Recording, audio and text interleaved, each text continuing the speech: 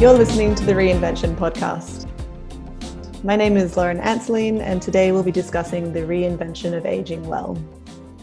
Hello everyone, I'm Kat Hayes. And I'm Angela Boat, and today we're joined by Lauren. How are you today? I'm good. Thanks for asking. So Lauren, you're joining us from Sydney today. How's everything going up in Sydney? It's an interesting time, I think, as everyone's feeling everywhere in the world. Sydney's beautiful. It's got really great weather today. It is looking really, really sunny. There's been some positives out of COVID. I feel like there's more birds around and less traffic. So that's been a nice change. Nice. Yeah, we've got one of those wild and rainy set of days down in Melbourne. So sunshine sounds pretty good at the moment. It does. It's beautiful. So before we get started, we'd like to do an acknowledgement of country. So we'd like to acknowledge the traditional owners of the land on which we gather virtually today. So Kat and I are on Wurundjeri land, which is part of the Kulin nation or Kulin country. Lauren, from what land are you joining us today? So I'm acknowledging that I live and work on Gadigal and Wangal lands of the Eora Nation, and it always was and always will be Aboriginal land. So as part of that, we'd like to pay our respects to the elders, past, present, and emerging, and also for those on whichever land you are all on today. We'd like to pay our respects to the elders of all other cultures present today. So as part of today's episode, we wanted to kick off with a little bit of context and share a little bit of research that we've been kind of diving into the current trends and shifts that we're starting to see or we have been seeing in relation to aging. So first things first, according to the World Health Organization, between the years of 2015 and 2050, the proportion of the world's population over 60 years old will nearly double from 12% to 22%.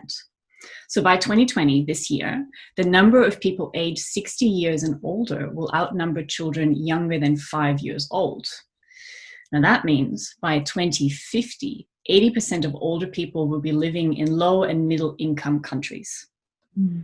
So what we're starting to see is that the United Nations, the World Health Organizations, they're all starting to urge governments to create infrastructural and policy changes to help accommodate for this change in our world population that we're seeing. This includes things like healthcare, housing, well-being, employment. All of those things are part of that shopping list. But of course, as we know, it's always easier said than done, in particular to a lot of the developing countries out there. As part of this, we also need to consider the role of the home in our ability to age well. So we're looking at access to affordable and good quality housing. That's a key determining factor of our health and our well-being. We're also starting to see a trend that people are choosing to stay in their home for longer as they're aging. So rather than making that shift into an aged care facility, people choose to stay home, which means that there is a surge in in-home support services and in-home support workers. As part of that, we're starting to see, declining housing affordability, market challenges in consumer-driven services in both rural and remote areas, and increasing costs of healthcare. Those are some of the key challenges that we're obviously starting to see as the population or the aging population starts to increase and the challenges that they face as part of that. With these challenges, it's really starting to, urge us to reimagine how and where we live in order to age well. What is also interesting here is that we start to see, or what the thing we need to look at is when we start to think about aging and dying, is that we tend to only think about the older population. Yet it is sometimes, or it is something that impacts all generations directly and indirectly. We're all exposed to and we all witness aging every day. The most visible example is seeing family members and loved one age. We sometimes notice it in ourselves as well when we look in the mirror in the morning. For some of us, the role and potentially a fear of death manifests indirectly, either as a general unrest or masqueraded as a general or as another psychological symptom. Others experience and take part in a more conscious aging dialogue. In some cases, it can become a stream of anxiety of death, impacting someone's happiness and fulfillment in life, unfortunately and sadly. However, when we look at these two scenarios, we start to see that there's something that both scenarios have in common, and we tend to avoid the idea of aging and subsequent death. We start to see that it's a topic that is not openly discussed in our community and is something that should be considered to be discussed behind closed doors. Finally, the other thing that we wanted to kind of bring up to the surface is that it's also not easy when we are constantly being flooded with marketing messages on eternal youth. You know, we're constantly being sold this image of having to stay young forever, that the secret to happiness is in being young and to mask our actual age. You know, things like coloring our hair to hide the grays, anti-wrinkle creams, fat-free yogurts to stay trim. And at the same time, we start to see that gender bias when it comes to aging. You know, the classic silver fox George Clooney look is often, you know, is accepted and sometimes also sought after by our gents, while women are often expected to look young forever, basically. So there's this underlying societal pressure for women to invest in their appearances to mask their true age. So in today's episode, we'll be discussing the notion of aging well, why it's a broken concept and what it looks like in the world of COVID and how it needs to be reinvented. Everyone has the right to age well and not just those who can afford it. Lauren is a senior social innovator and design anthropologist at the Australian Centre for Innovation, also known as TACSI. She has a Bachelor of Fashion and Textile Design with honours and a Master of Design Anthropology. Lauren's background in design anthropology, experience in spatial design, visual design, photography, and fashion means she's perfectly placed to understand what it means to be human and experience all these things in our world. A highlight in her work is a long-term project focused on changing Australian end-of-life system. Together with the team at TACSI, she's working on bringing together change makers to shift the conditions that create barriers for people to have a good death. Welcome, Lauren. Thank you. That was a great introduction. So tell us, what is aging well and how is it broken? So I think there's probably many definitions that exist of aging well. TACSI, from the work that we've done, we tend to define it as being able to continue to have the richness of what life is, whatever your age, to experience challenges as well as the things you enjoy, that you have really good quality connections socially, that you have a sense that you belong and you have a sense of purpose, you have something you're passionate about and a sense of meaning in your life. And those things can also sum up what living well and dying well is. They are, after all, one and the same. It's all about having, it's all about continuing to have a good quality of life at all stages of life.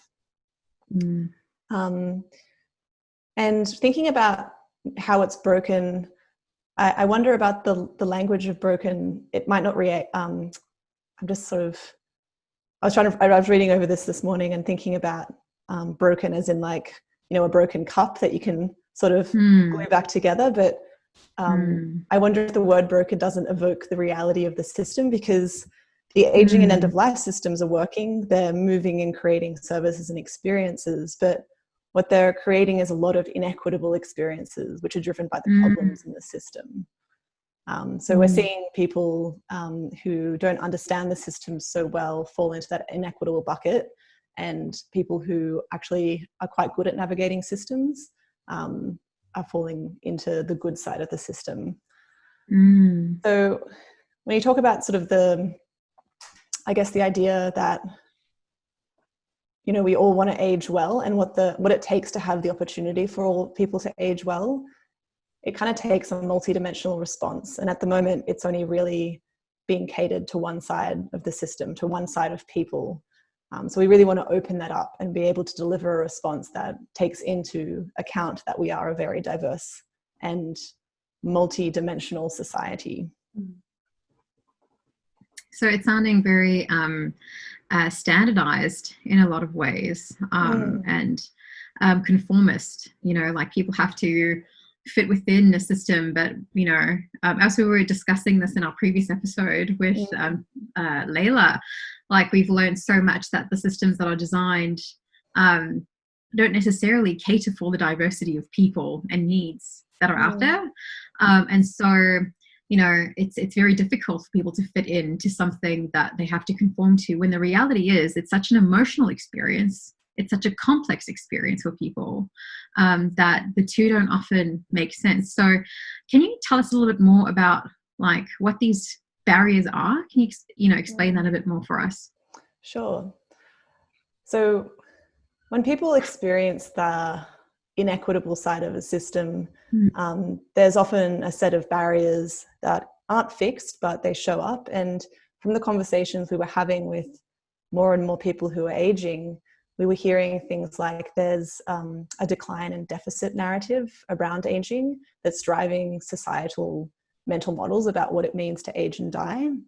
We were seeing that there was a rising healthcare cost due to social isolation and mental health issues all the way through life. We were seeing inequity of outcome for older single women who face a gender bias system. There's a focus on supply of the same models that aren't fit for purpose anymore, instead of shifting power to deliver to people's wishes and their needs. And there's also this systemic reliance on home ownership, meaning those who are renting face insecure futures. And in the end of life space, there's a huge gap in people's death literacy about what it actually takes to die well, and a lack of health professionals that are trained to educate people in what it takes to die well. So that's a bit about the barriers that we heard. It sounds like a big mindset thing. Like when you talk about like the fact that there isn't a literacy around dying towards the end, why are we waiting so long to happen when it doesn't? I mean, as Angie said, you don't have to wait till, like, dying doesn't happen just at old age. Yeah, absolutely. I think our response to aging in Australia has been driven by a set of mindsets that are then influencing our biases and behaviors, and we see them played out informally and formally in our society, through conversations, through the media, workplaces, in the government, and just generally how people that are aging are treated. And it's interesting that aging and retirement are phenomena of modern times, because we used to essentially work until we died. And now with retirement becoming the norm, and with modern medicine, we're living a lot longer. But there's actually no roadmap for what that looks like yet. And that's driving this mindset of ageism. Our narratives talk a lot about, what it means to move from childhood to teenagehood, from a teenager to adulthood. There's coming of age movies, novels, midlife crisis comedies, that type of thing. But that just doesn't really exist on a wide scale in an aging and end of life context. So that lack of storytelling, that lack of exposure to aging is really driving a homogenous view of what it means to age and what it means to die. We don't have a shared view of the really rich diversity that aging can be. We have an ageist view. We have a negative deficit perspective on aging because we've been sold the value of youth. We've been sold the value of having no wrinkles and, jetting off into the sunset on a jet ski. And, or we have that deficit mindset, or we have what my colleague Kerry calls this super nana or super grandpa view of aging, which is all about, the skydiver, the person who just achieved their PhD in their 80s. So there's this view from opposite ends of the spectrum, but we just don't share enough as a society of what the richness is in between. And for us to truly be able to actually age well, we need to start to celebrate and share more of those stories, not just think about the ages of 60 plus as this time of rest, just living out your days. And TACSI saw that gap when we were researching and talking to people who are aging, and we seeded a program called Mindset for Life about people who were transitioning into their retirement and helping them to develop that growth mindset, and to actually sit down and share and talk about the realities of what you want to get out of your next years, because we just don't have those narratives yet of what that means. That's an interesting one. Funny. Oh, sorry, Kat. It's an interesting one. The Mindset for Life, something that was developed for people who are moving into retirement. I hear that, and I feel like we could all use that growth mindset, regardless of what age you're at, or what generation you're in, and what life stage you're at. Often those conversations happen much too late in a life cycle. Yeah, and because aging gets hidden away, and we're not having those conversations about the true reality of what it looks like, then the consequence is that dying gets hidden away as well, because you probably don't see the value in planning for a death. You might assume that the health system has already mapped that out for you, or it just sort of happens. But planning to have a good death takes a lot of work, especially with the current system. So that aging mindset then drives a mindset that's separating life from death, and that drives poor outcomes for those who are actually in that end of life space. And so we're finding, like you say, that the conversations about dying are happening too late or just not at all. And that leads to stress and confusion for people in end of life, and also for their families when they face making decisions for their loved ones. Do you think that, delaying the conversation, delaying the planning, the mindset towards it has an impact on grief and how we grieve as a society? Yeah, I think, it's an interesting question. I think from what we've heard in the end of life system, there's this tendency to assume things get taken care of. That mindset sort of leads to a disconnection from the planning process. And when you're disconnected from the planning process, you're not really able to be engaged in the process of what it means to be dying. And for someone who is dying, it's really important to have agency over what happens to you in those later times. And it's also really important for your family and for your friends and your relatives to understand what happens next. So it's not just supporting the person who is dying, but it's supporting the family members to actually move through grief. And I don't think a lot of us think about what grief is until we're impacted by a death. And, grief and things like trauma, maybe, we might assume that they land immediately in us, and that we feel it, and that we cry, and that we release. But a lot of the time, because we're not connected to a process, we might repress that grief. We might repress that trauma until years later. And that has effects on our life too, our health and our mental health especially. It's interesting. Sorry, Kat, I keep interrupting you. On that point, Lauren, there's an interesting book that I've been reading, and we'll share it in the show notes. It's called Staring at the Sun by Irvin Yalom. And the book is based on how our current society kind of deals with death and the role of death anxiety in people. And I've been reading it over the last couple of weeks in preparation to our chat with you today. And there was one thing that I pulled out. It's a little quote.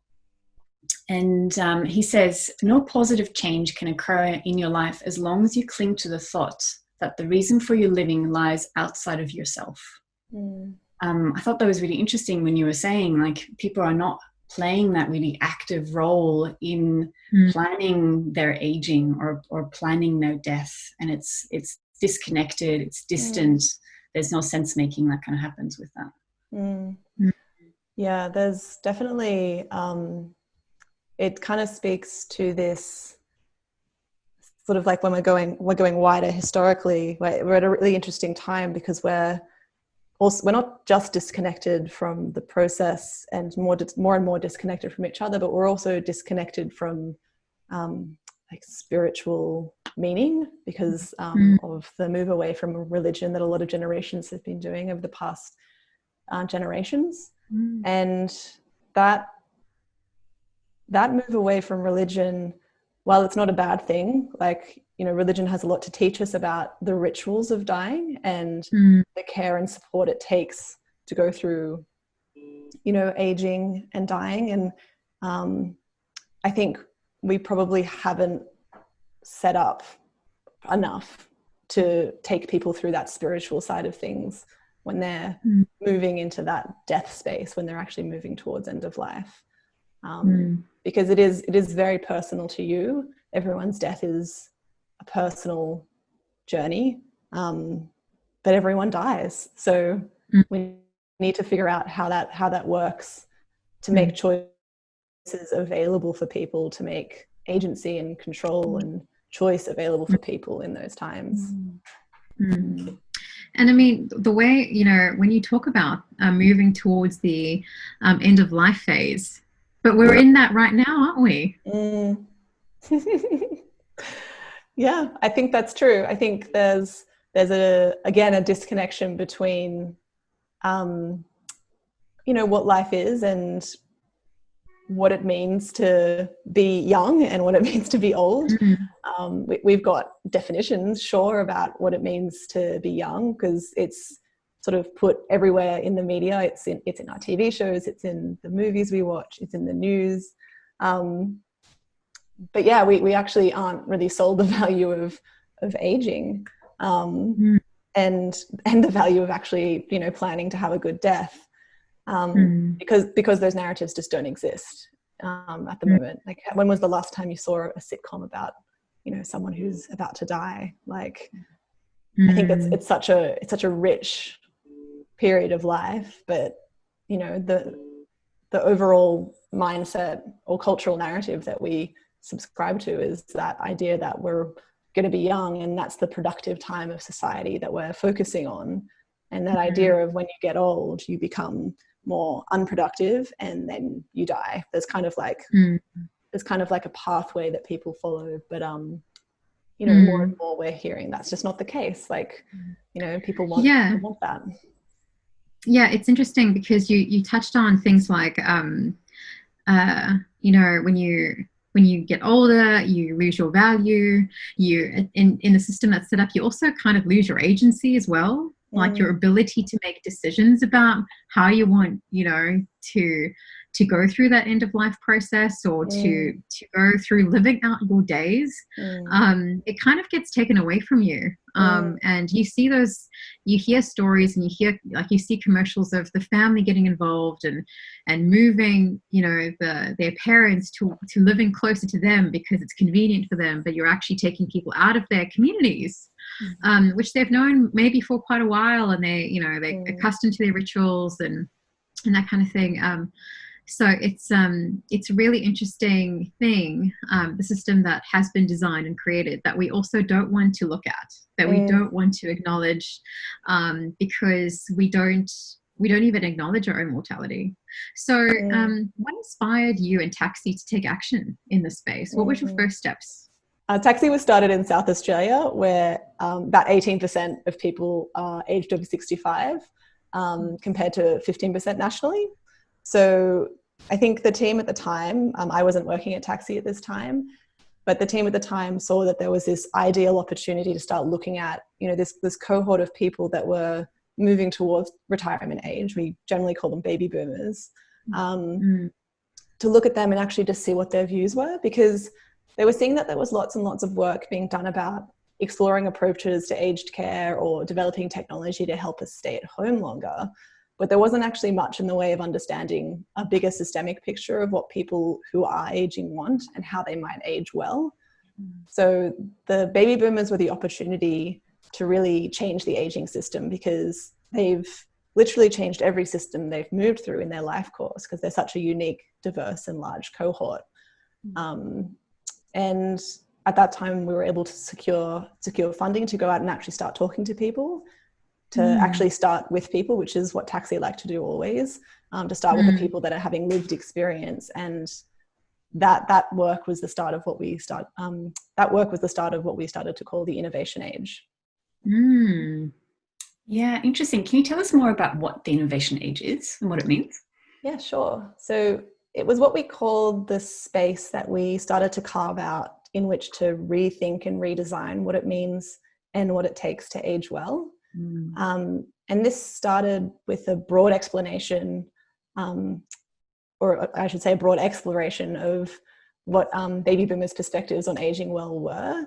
And our research team were able to go out to different communities, hang out with people in their homes, in their caravans, in their community centres, and really get a good understanding of what their lives were, what they valued and what they wanted. And like I said, we wanted to focus on baby boomers because they're going to create a huge change in our system when they move into that time of life when they are retiring. So we were curious about who they actually were and what their views on of getting to that stage were. Because there is a bit of a narrative around who baby boomers are at the moment. You know, this idea of someone who's a homeowner investor who's kind of set in their ways and, you know, has outdated ideas. And we see that, you know, play out in things like the OK Boomer meme. But they're generally, you know, not like that. So we were trying to understand the diversity and nuance of aging and who these people were. And I think through that work, we got a really good understanding of what aging well is, but people couldn't talk about that without talking about home and where and how they were living and who was supporting them. And that was interesting to us because as a society, as a national narrative, we're not really talking about that. There was just this assumption, a narrative that essentially you might live in a family home until you maybe downsize into a unit, maybe you have a sea change and then move into a nursing home. That's kind of what's expected. But so many baby boomers we spoke to were talking about all the ways that they were going to avoid being in a nursing home because they saw firsthand what it did for their parents and they didn't want that for themselves. So it really butted up against what that market was designed for. And so that's what landed us in that space of home. We started with people and what they valued, and they told us that home was an asset. Home was a gateway to connect them to community. Home was an expression of identity and a place of meaning that they can explore their purpose safely. And we also looked at, you know, where was really innovation happening at that time, and there was not really any innovation happening in home, especially as it related to aging. And so from the innovation age, we started to co-design strategic prototypes to look at re-engineering the way we live. So a couple of examples would be home sharing for older single women, co-designed with older single women who had faced housing insecurity. We did some work around reliable rental policy and landlord coalitions to really understand how we could make people or help people from that side of the system understand what tenants go through. And a really recent project we're looking into is called Homes More, which is a great name, co-designed with people with lived experience of homelessness. It's so funny, you talking about like women living together. You know, that's my dream with my friends. We always talk about our commune, We were talking about it last night and how, because it's going to be in Italy and we're going to have a vineyard and also do cheese. Am I invited to this commune? Oh yeah, I mean, you know, it's all my favorite women in my life, and we talk about the commune like on a weekly basis as like a dream of ours, that will be all living together, you know, and not alone, and not living locked away somewhere, but actually somewhere where we can still be creative and still enjoy each other's company, and you know, and we're in our 30s and we're talking about that now. And it's so funny that that's actually part of one of the prototypes you guys actually built and tested with people. Yeah, it's your future narrative is really beautiful. I love that scenario to think about. I think what really landed us in that space and in that prototype was that at the time we were doing that research, a lot of people weren't talking about older single women, but we were hearing more and more that they were a really vulnerable group. And it was really fascinating to find out why that was happening. And we were collecting stories that reinforced that there was sort of a systemic gender bias of finances and homes, so that women actually lose out after a divorce, especially in later life when they haven't got kids. So their ability to create a case for stability isn't quite the same. Yeah. So we're hearing from these women who were living in their car or on a friend or relative's couch, who were homeless because they didn't have enough super. They weren't allowed to support themselves. And, you know, older women the statistics say older women generally retire with 47% less superannuation than a man because of the caring roles they take through their lives. And that's on top of that, 47% less superannuation than a man. And that means that you don't have a lot to lean on monetary wise to set up your own life if your spouse and you divorce later in life. So on top of that, only about 2% of available housing in Australia is actually affordable and appropriate for a single person on an age pension. So it's really actually hard to find anywhere to live. And, you know, a lot of these older women weren't going to get the help that they needed. They were just sort of getting by sleeping on friends and relatives' couches. We see it as a huge systemic failure because, you know, these are the women right now who were playing the really important role of a stay-at-home mum, the people who actually supported the growth of our nation's economy and industry by that role. Like, you know, what we would see now is like this essential 50s housewife, but, you know, what's the respect, what's the dignity, what's the equity in being forgotten for that really important role later in life? What kind of message and mindset and behaviors does that reinforce in our culture? It's fascinating. And that's part of the reason home sharing became a thing and a prototype for us. It's so interesting how, you know, you're talking about, you create a shift in perspective and that helps unlock these unexplored opportunities like the one you just mentioned to us. And there's another quote that I pulled out of the book that I was reading by Irvin. And he says, although the physicality of death destroys us, the idea of death saves us. So kind of connecting back to that shift in mindset where it's like, you know what, we need to rethink our values and what life means to us sooner rather than later. You know, we start to see it a lot more when someone has a traumatic or near-death experience, or you're diagnosed with a terminal illness. That's usually the point when people go, okay, I'm going to have to, you know, what's on my bucket list? Like, how do I reset life and make the most out of it now? Which you would hope that you wouldn't have to wait that long to choose to reset and reshift your perspective. Yeah. I think it's quite hard at the moment to think about. I think, you know, as a society, because we have that general mindset that takes us away of thinking about aging and death. You know, that there's pushes that, you know, the government and that people have done to try and get us to think about aging. So one of those things is super. And, you know, super's interesting because thinking about your future is important. We all know that, but, you know, it's not really an incentive to fix all the other systemic issues. You know, super puts money in our pocket, but does it really increase and create more meaning in people's lives? Like it's one sort of aspect of this whole domain of holistic thinking. And like, it, you know, especially like with super, I find it quite troublesome because it does, like we were talking about before, it does privilege men. There's still a gender pay gap. There's still gendered unpaid work, like being a primary caregiver.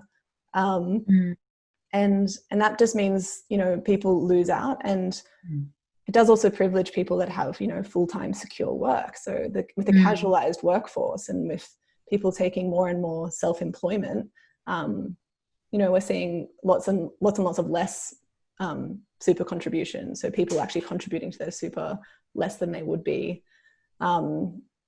So while we're trying to tick the box of like an economic mindset of aging, we kind of want to think about from your beautiful quote, like that, what was the last part of it about? The idea of death saves us. Yeah, the idea of death saves us. It's such a beautiful way to think, like that idea that, you know, we're all moving towards something. And if we're holistically thinking about moving towards that, we're setting ourselves up to think about, you know, social, economic, cultural, home, and environmental needs. You know, we're creating more meaning in people's lives. I think that if we had that kind of mindset, we'd see a huge shift in the world if we're responding across all those domains of wellness and belonging and meaning, because we'd place value not just with wealth creation, but on wealth creation and ownership, but also on the things that enable life to be good. Because, you'd know as well as I do, we're currently seeing huge impacts on our mental health, huge levels of depression, anxiety and stress, homelessness and housing insecurity, and the destruction of our natural environment, and all that kind of thing leads to this sort of uncertainty of like what the future is. So, accepting what the reality of aging could be and what it means to die, it could really change like what it means to care, our ethics of care, caring for yourself, for those around us, and for our communities and the planet. Absolutely. And I guess for anyone tuning in from outside of Australia, so we've got superannuation, which we often refer to as super, which is your retirement fund that you are encouraged to start building up as soon as you start working. So as soon as you start working in your teens, you start to put aside money for your retirement down the track, which is often a really difficult thing, obviously, for in your first job, a young teen, to kind of think about saving for retirement at the age of 15 or whenever you might have your first gig that you have. But one of the things that I really, that made you take out just now, Lauren, was, we were talking about at the beginning of our chat was, we are a very multidimensional society. But then there are very standardized solutions. So you were saying, superannuation, yes, that's good, but you're only looking at one aspect. You're only covering one angle of a very complex and holistic set of needs. So yeah, absolutely. So if we're starting to, talk about we need to shift perspective and mindsets, we need to start thinking about more holistic solutions, I guess, to this problem that we're facing. Tell us, like, what needs to happen for this to be successful? Yeah, interesting. It's I don't think it's one thing. It's that, and there's actually already some really interesting things happening already. There's things that are creating space for younger people to start to think and talk about aging and dying. And one of them that I attended probably 2 or 3 years ago was a festival Stephen Hunt started called We're All Gonna Die. We had one in Sydney and I had one in Melbourne as well that you might have heard of. And it was intended to help people celebrate life through that lens of death. Because as we've been talking about, we're actually still quite afraid to talk about death. It's thought of as quite morbid and ironically unrelated to life. But just by opening up that space to have true, authentic conversations, and that to happen through art and music and experience, starts to help people on that journey and to have that mindset for life. And there's some really good things happening worldwide as well, events such as death cafes, which, you can go to and just chat about death. Initiatives like Groundswell that help people focus less on delivering a targeted service and more on a whole of life experience of connecting and learning in with that idea of death. And I think like at a quite deep level, there's this pattern that we're stuck in, this pattern of short-termism. So this idea that we're always prioritizing, the next 5 minutes over the next 500 years, like that's a bias that we're moving towards, that we've already moved very much towards. And that short-term thinking shows up in things like our short electoral cycles, the fact that, technology is moving at breakneck speed and we're so distracted by it. We're always pursuing endless economic growth and, just the idea that you can actually take out your super when you're 35 and there's a pandemic happening, that's super short-term thinking, right? So I think when we're thinking about like how to create that mindset through our lifespan, it comes down to thinking long-term. But that extends beyond our life and actually extends into, our next generations and our great grandkids. It's kind of like that Greek proverb of, planting a tree whose shade you'll never sit in. That's what makes a country and a society great. And that type of work kind of happens over multi-generational shifts in cultural and economic models away from those short-term fixes into a more long-term perspective. So I think it speaks to like a high level of like the how, but getting crunchy and like into the doing. I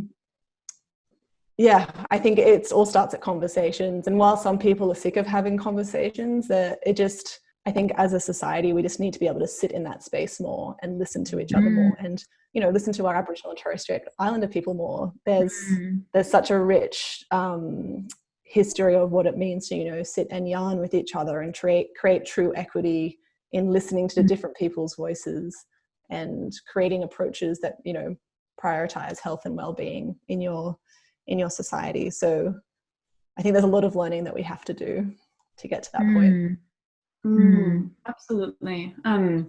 It's interesting when you talk about, our pattern for shortism, that bias that we're all struggling with at the moment. Over the weekend, I came across, my husband actually showed it to me. It's called the 4,000 week poster. So we start to see more and more, like with, journaling or, mindful coloring, like we're starting to see more and more coping mechanisms out there that allows people to draw back into the present. So it's like step one, we're always thinking about the next step. We need to bring our attention back to the present moment. But the thing that we're obviously lacking is being in the present moment, but also thinking about the long-term future.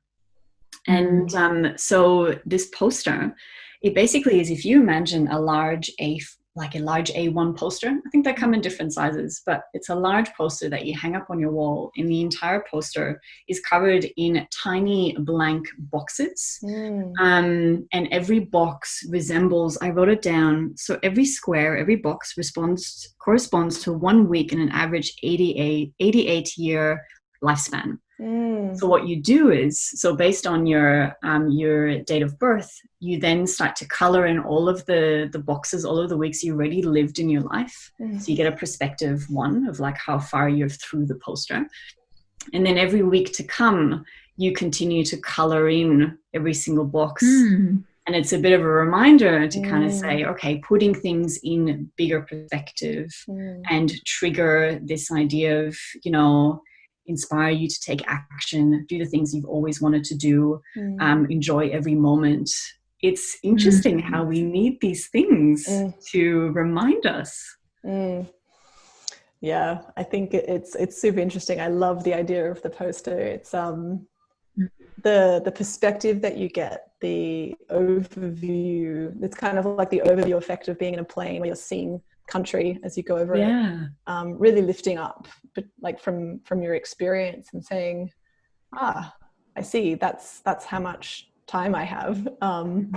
It's such an interesting way to prompt behavioral change into not putting things off. And I think in tandem with that, it's kind of like making sure you're doing your part in living a good life and aging well, and also enabling the people around you to do that as well. So just by sharing that in this conversation, I'm going to share that with my colleagues, and they're going to share that with other people. And that idea of that knock-on effect is kind of what true systems change is. At different levels, systems change can be, policies, practices, all those, the resources and relationships and mindsets. But I think it actually comes down to what we do as humans and how we are systems change instead of just doing it. Absolutely. So given the current circumstances that we're in a global pandemic, how's everything reframed based on where we're at? Like, how could all of this play out differently based on COVID-19? Yeah, I think COVID has sort of been a wake-up call for everyone. We're seeing, the mobilization of responses that would have been unthinkable in other times. And there's really heartbreaking stories. It's it's distressing to see people disconnected from their friends and families inside aged care facilities, and then to hear also that, you know, grief and mourning and mental health are being compromised by, you know, strict funeral laws, and the impact that's going to have on other generations. We're kind of at this point where, you know, we're in sort of like a mass trauma together, but we don't really know that we are. We don't know the effects until maybe 10 years in the next generation. So I think, you know, there's to try and see the positive of that is that we're seeing all this distressing things happen to the people, to our relatives. It's close to home. We're thinking about aging and dying a lot more. So there is the possibility that we can leverage that need, that we need to educate Australians on the importance of thinking ahead and what a good death means and what a good aging experience means. And that comes with, you know, rethinking what our advanced care directives look like. Because, I mean, at the moment, like, not many people fill out an advanced care directive, but it's a really important piece of information for people when they go into end of life. Because, you know, end of life could be, you know, when you have a car crash and you're on life support, or when you're later in life and on life support. So it's actually a really important piece of you that you're sharing with your relatives and your loved ones to let them know what you want to happen. I think I didn't even know it existed. Yeah. So yeah, the Advanced Care Directive is something that exists in each state of Australia. Everyone has a different template of what it looks like. And it's basically what happens to you when you're heading into end of life, and what do you value about life, and when does life become unbearable for you? So is life unbearable when you can't walk anymore, or when you can't toilet yourself, when you can't feed yourself, when you can't communicate, but you're thinking still? At what point do you feel like you don't want to keep going? Because with medical advances and with, you know, interventions, we're seeing people live longer lives, but we're not seeing them have the same quality of life that they could have, because, you know, they don't know how to advocate for themselves to have an end of life experience that meets up with something that is good. So yeah, Advanced Care Directive is a really important piece of the puzzle that I think a lot of Australians are unaware of. And that's due to heaps of things. Like it's about the education, it's about the death literacy. And yeah, I think it's a huge part of actually seeing people, you know, in this COVID times die uncertain deaths and not be able to connect with them on what they actually want.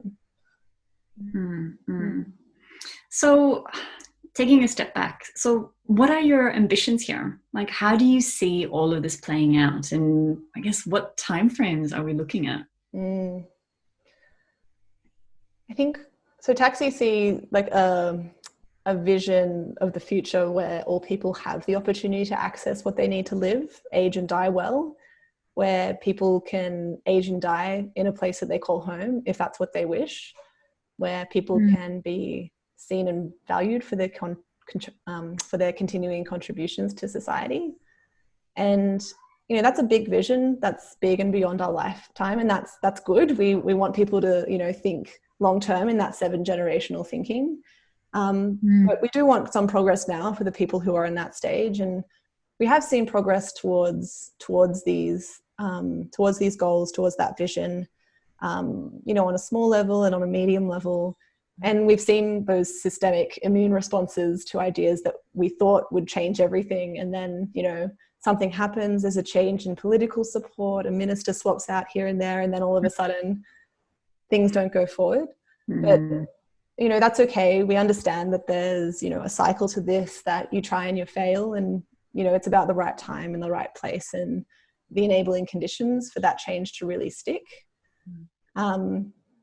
And so one of the newest prototypes we're working on is experimenting with systemic impact networks. So we've got one in end of life and one in home and housing. And what we've found from our experience in these networks is that, you know, having groups of people from different parts of the system in networks is really, really effective because they come in with a different set of ideas and influences and resources that, you know, you wouldn't really see just in one organization. So, you know, there's really the opportunity to create something that goes beyond the narrow focus of that one organization and take a look at a whole systems picture. And eventually that might create, you know, a better outcome at scale. And while it's not a perfect solution, we're finding there's more and more, there's more ability because of the flexibility of a network structure to really get down to what matters, to align on, you know, what vision and what outcome we want, and to take what we're calling an awareness-based aligned action instead of a collective impact action. Because, you know, while we all want the same thing, we're all not going to take the same action to get there. We're going to look at a leverage point in the system, such as in end of life, we're looking at education. Look at a place in the system where we're going to have the most leverage, and then each person from their own part of the system takes an action on that leverage point, and that eventually breaks down, you know, the conditions that might be holding a problem in place. Yeah, and we're seeing lots of great results from that, just in terms of just collaborating and seeing what's possible. It's funny, it reminds me of there's this you know, when people think about systems and systems change and how like different people and different organizations can all play a part in doing something together. There's a really great example. If you have a baby in Australia, you get something called a green book. This green book is basically like some information for parents, and also a record of all the immunizations, all of the doctor's checkups that you go to, things that happen at key milestones, and you hold on to this thing for 4 years of your child's life. And if you have more children, you have more green books, because every child has one, and there's only one copy, and it belongs to the parent. But you can take this green book with you wherever you go. You go to a new doctor, you take the green book, the doctor knows exactly how to fill it in. You go to a new nurse, you take it with you, the nurse knows exactly how to fill it in. She knows exactly, they know exactly how to look at the previous person's notes and add stuff in, and it just works. And it's paper-based. It's not digital. It isn't fancy. It isn't over the top, but it's something that, you know, it's a tiny thing. It's a tiny artifact. But it is such a key part of being able to support parents and families, you know, raise their children, and it works. And it doesn't, it's not overcomplicated. And anyone who interacts with this book, who knows about it, knows exactly how to use it. There's no agendas. There's no like, this needs to change or that needs to change, or like, I didn't like the way someone did this or that. They just know how to use it. And anyone who's in that system knows how to use it. And it's an agreed thing. And I think about like, I look at this piece of technology, which is not that sophisticated. And I think, wow, like it's such an important piece of, like I said, an important piece holding people up. That's universal in our country. It doesn't matter which state you're in, all babies have a green book. And when you think about like the example that you gave, like trying to leverage and move a point within a system, it doesn't need to be sophisticated. You know, and it doesn't need to look a certain way or whatever it is, as long as everyone who comes together has the same intent, you know, around it, and has agreed to try something out. It doesn't have to be perfect. You just have to, you know, give it a go. Anyway, that was my, when you were talking about that, that was an example that I thought was, you know, when people say, no, it's impossible, going on to your point as well with COVID, we've seen things that we thought were impossible to move within systems suddenly move within weeks, you know, so it is a testament to what it is we can do within systems and the change we can actually make. Exactly. I think it's such an important example, and really, really good to remember that, you know, systems change isn't about like doing a really, really big step. Systems change is often about making little shuffles one way and then maybe like a step this way. And, you know, Donella Meadows talks about, you know, dancing with the system. And that's because systems are never they're never static. They're never staying in one place. They're constantly moving because lots of people work in systems and lots of things are changing every day. So to think that you can just sort of, create a huge change and just sort of lay it on the system and expect everything to be perfect never works out. But those small things like the baby book, the intention behind an advanced care directive, they're meant to like tweak these behavioral changes in people to start to educate and think. And, having those people take steps and shuffles across the system creates momentum. And that momentum spins up, and then sometimes momentum comes down to meet it. So a top down and a bottom up approach. And that's where we see really good systems impact. Yes. And it takes time, like you said, it takes that like generational intent to really make that change. And so we were talking about like, what your ambition is. What would the best case scenario look like for you? Like what would, in terms of systemic change, what would you like to see? I think in terms of scenarios, it's always nice to think about them like, I could talk about a narrative, but it's always nice to think about questions when you're thinking about scenarios, because it really lets people, get thinking big, because what I'm thinking might not be what you're thinking. And then coming together, that makes a huge, an idea that might work and spin up. But I think I often think, and some of my colleagues are thinking this as well, like what if we've stopped building nursing homes and the ones that exist are becoming interesting intergenerational co-living spaces, not just for older people, they're communities of diversity and difference. And what if we learn from Aboriginal and Torres Strait Islander peoples about their models of care and their models of respect for elders? And what if we understood what it actually takes to be in the role of a carer? Because we so often pass that role to other people. What does it mean for us to truly understand that? And what if we didn't just create, what if services and programs and initiatives aren't driven by election cycles and people with the power saying what people need, but what if they were created and designed by those who actually need them? And what if we haven't had an opportunity to explore what co-living looked like in non-traditional family units? So Kat, your beautiful idea of living with your friends later in life, this idea of co-living and really supporting each other to have good experiences. And, what if we actually celebrated aging and death? What if aging and death is something we interact with on a daily basis and have no anxiety about? So when our time comes, we're ready to accept it. We're ready to be there, and we have a plan. What does that mean? Absolutely. And like if you look at like intergenerational living, a lot of cultures, a lot of countries out there, that is how the household is set up. Like everyone lives under one roof together, from the grandparents to all the way down to the grandchildren. They all live together. They all have very specific roles in the household, and those roles then shift over time as well, where it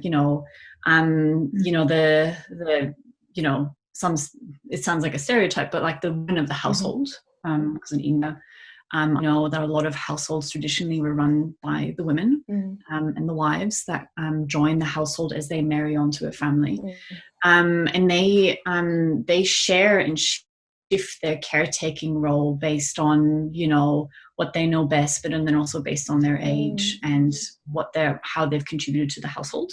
So it's interesting how we're talking about this, and it's like, but cultures already do it really well. Like a lot of countries out there are like, they've got this down pat. It's so true. I think we've got all the models we need to make aging well happen. It exists in all of the rich dimensions of diversity that we already have in the world. I think intergenerational living is, a really potent possibility. It just needs to be supported to happen, because at the moment, we're probably quite focused on being productive members of society when we're of working age, and that sort of puts you at a time loss to what you can give towards caring. But I think we have the opportunity to move away from that model of constantly being the ones thinking that the only way to get ahead is if I work more, is if I'm this idea of a productive person. And it's incredibly gendered as well. We see like men being sort of put with that burden of being the breadwinner still in this day and age. And men work themselves literally to death to support their families, when our structures now don't necessarily mean that has to be happening. I think there's such a rich opportunity to say, what if we had intergenerational living that supported care, that our work hours allowed us to spend time with our elders and with younger folks, so we had this intergenerational connect instead of disconnect. Like that also creates the opportunity for mindsets to change, because you're constantly around someone who's older, you're constantly learning, you're seeing health issues, you're seeing a gradual decline, but you're also seeing them be happy and sad and all that richness of life that we were talking about before. So it's kind of busting that myth that you're either one thing or another, like you're old and therefore you're dying. It's letting people live out their lives and with other people of other generations and other cultures, and that's really interesting. I think that's a great idea. Yeah, I mean, it's even happening in it's happening with not necessarily older folk, but parents having to parent 7 days a week now that their children are at home, and that's unusual, because they're only used to doing it on the weekends or at night after work, and we're facing this intergenerational living right now. And so to turn this on its head and to play like devil's advocate here, in your mind, what would be the worst case scenario? What happens if it all goes wrong? Like, what is this dystopian future look like? And are there any like potentials for unintended consequences that you see that could be, the intention is good, but the outcome might not be? Is there anything that you see where it could go haywire? It's such a good question, but I feel like currently this is the worst case scenario. Like what we're living now is unprecedented. Like it's unheard of that a royal commission would come back whose report is titled Neglect. It's such an evocative title, and it speaks to all of the problems that system is currently facing. And what does it really say about the way we're treating other human beings? So I think, it obviously has the capacity to get much, much worse if we start listening to people, and listening to people first and adapting to what the reality actually is and what we're hearing. Like, to make a tangential leap, that this is what happened over the summer with our bushfires. We knew this was happening, we knew the climate is changing, and there was the opportunity for bushfires to be bigger and worse than they ever have seen before.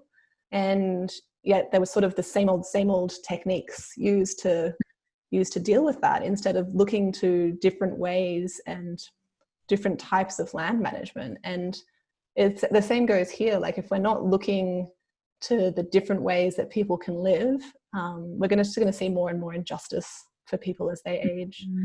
But I think it's a positive thing. Like, I think there's like the crisis, that's happening with COVID and with an aging population. It's creating the opportunity unintentionally that there's going to be change, because a system can't hide away their workings and their insides, because those people moving into that system, the baby boomers, they're saying they don't want that. So when we see a decline in demand, we're going to see other options pop up, and those options are going to end up being some kind of co-living situation or a home share situation or intergenerational living situation, because that's just what the demand is going to be. Mm. And so you were just talking about like the opportunity and the barriers. What do you think the biggest tensions would be in trying to achieve what you're saying? So you said like there's a decline in demand, for the system that already exists. What's going to stand in the way, do you think? What's going to get in the way? Yeah, I think there's always the tension around who's funding it and who's responsible for the resource flows, who's creating the opportunities and who's designing those opportunities. And that tension between, the power of what money means and who gets it is always just such a huge barrier to getting good outcomes for people. Like at the moment we see it in aged care where government is distributing money to providers so that they can diversify the market, but this is creating another power dynamic between services and providers to compete for funding instead of actually enabling them to work together for people's holistic outcomes. And that just speaks to a service that is set up to deliver separate services rather than coordinating on a whole of person outcomes mindset. So I feel like that would be the biggest tension and barrier that we need to remove to actually move towards a good future. And so, I mean, we've been talking about systemic change here. That's been a huge theme during today's, chat. And there's lots of change makers out there and they're all listening to the show. What advice would you give someone who's looking to make a change in a system they think they want to reinvent or change, transform? What advice would you give them? I think we already touched on it a little bit. I think, we can start and continue to do systems change by reinventing our own lives because, especially in this system, we're all aging and we're all going to die. So what does it mean for us to take the reinvention step to ourselves? Because, I do believe we have more power than we think to influence the people around us, our friends, our families, our neighbors. We can support people by supporting ourselves to have good mindsets and behaviors. Because, my colleagues always talk about, systems change as not something you do, but something you are. It's about our own behaviors and mindsets that drive a long-term authentic change. And I don't think we should forget the power in that. Because I think, in the end, reinvention starts with your own actions. And in line with that, there's this really nice quote from Donella Meadows about, the future can't be predicted, but it can be envisioned and brought lovingly into being. And I think that mindset just speaks to this idea of like care and love that we need to present to the system. So that's my provocation. I love it. I love that and I think you're so right, because when we think about systems change and like the power of your vote, for example, we see challenges in places like the US where democracy, in that kind of democracy, it isn't, like a law that you have to go vote. There is no consequences. It's a choice. And so you see a lot of people believing that they don't have agency, that their tiny effort doesn't count, but it does count, because where do those votes come from anyway? And I think that you're totally right in saying that it starts with you. And, just that the example of the poster. Exactly. You hear about a really cool idea, you share it with your friends, and before you know it, people are talking about this really cool thing. And it keeps going. So you are the system. Exactly. You are the system. I think, when you start to thinking about these things, and like the more and more I sort of started getting into this work, the more and more conversations I had with my friends and families about what this means. And some people put up a wall and they skip past it. But I think it's created like a deep understanding and respect between my parents and myself around what it means for them because they've entered retirement and they're, thinking of doing like the steps towards like downsizing and all this. And that, I think, that's also the change, is the intergenerational conversations it's going to open up for people. Yeah. So Lauren, if people wanted to get in touch with you in TACSI about this work that you're doing, what's the best way for them to reach out? Sure. I mean, you can always go to our website. There's fantastic resources on there around redesigning aging and a whole bunch of other initiatives that we're doing and research that we're doing. You always feel free to reach out to me, just lauren.anseline@taxi.org.au. And yeah, look forward to connecting virtually with anyone who's interested. Thank you so much for this chat today. It was so nice catching up and having a really good discussion and dissecting all the challenges that we have, especially in Western cultures when it comes to aging well and dying. It's been a really great morning. Thank you so much. Thanks, Kat. Thanks, Ange. It's been great. Thank you. Wow, what an interesting conversation with Lauren. Yeah, really interesting. You know what? It's a topic that affects all of us, but it affects us in lots of different ways. It's quite personal. You know, but what's really interesting here is that this resurfacing of the topic of how our systems are designed and how our systems are designed quite poorly. I mean, we heard it in our last episode with Layla, you know, talking about the waste system. But in our conversation with Lauren just now, we heard a new angle about how we're thinking about systems. And I think we haven't explored this angle before. Yeah. And for me, it all starts with, you know, what she was talking about, having a separation with life and death. We have this, you know, fascination with trying to re-energize and reinvigorate our youth and live in, you know, to be young and stay young. It's really not serving us facing our own death. And it's a mindset thing. We like hiding it away. And all the narratives that we have reinforce that as well. And like what Lauren was saying, it really drives poor outcomes because to have a good death, it needs a lot of work. It needs a lot of planning. And we just don't do that. We just put it away. Exactly. And the way the system is set up at the moment is that we don't have that choice. It actually takes away your own agency to be able to act and have that control. Yeah. And because you lose that sense of agency, you can't plan it out for yourself. And then you end up falling into the system and falling into a position where you are unable to articulate what your needs are. Being able to take control over your own life and how you wish to end your life or those last few years. And then someone else makes those decisions for you.